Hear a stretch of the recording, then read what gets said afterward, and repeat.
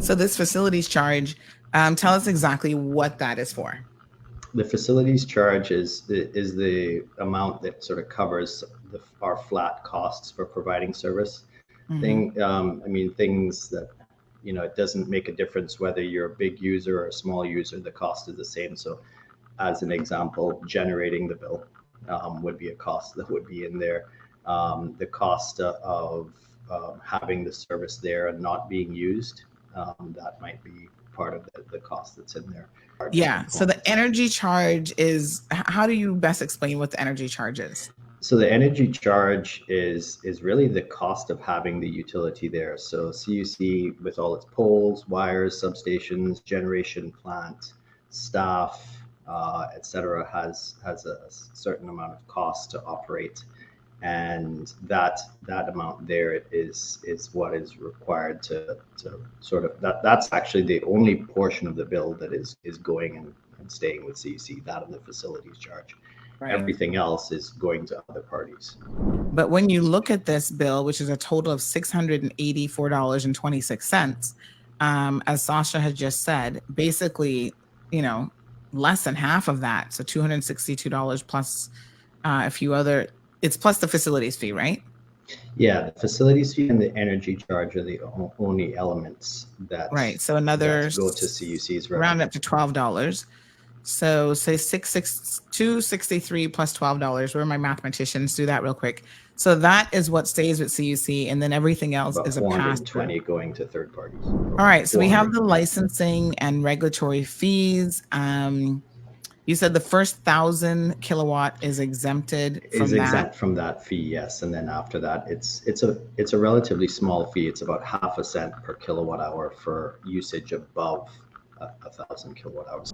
Government is basically CUC's fuel is charged a duty of, I believe it's 25 cents per gallon used, which is less than the duty that's charged on retail fuels. I think a few governments ago, there was decisions made to reduce that amount for the fuel for electricity usage, so that electricity consumers could have some cost relief. So I think that amount would be about 3 times as much if it was the regular fuel, the retail fuel duty rates. They believe that you guys purchase fuel and then you mark it up. So let's make sure that we're clear and exactly if we pay $1, we charge $1, not 99 cents, not $1.01, $1. Right. Individual's bill. So they have paid $360.74 in the fuel cost.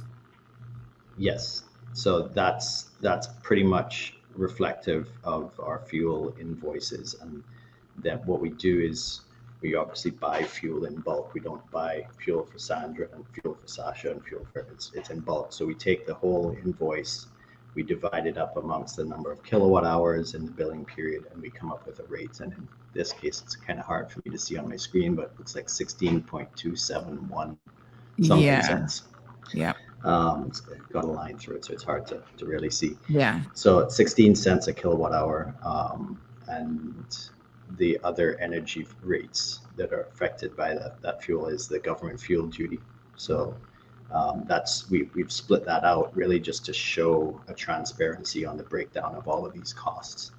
Similarly, the renewable energy, that is a very low per kilowatt hour rate,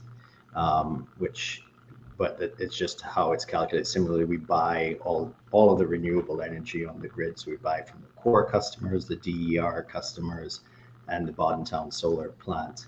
And that goes into one big pool of energy per se, and is divided up, and we get an average cost per kilowatt hour for that energy. But that also then gets lumped into the energy produced from fuel. And what you're seeing there is that's the portion that is that is derived of the cost that is derived from renewable energy.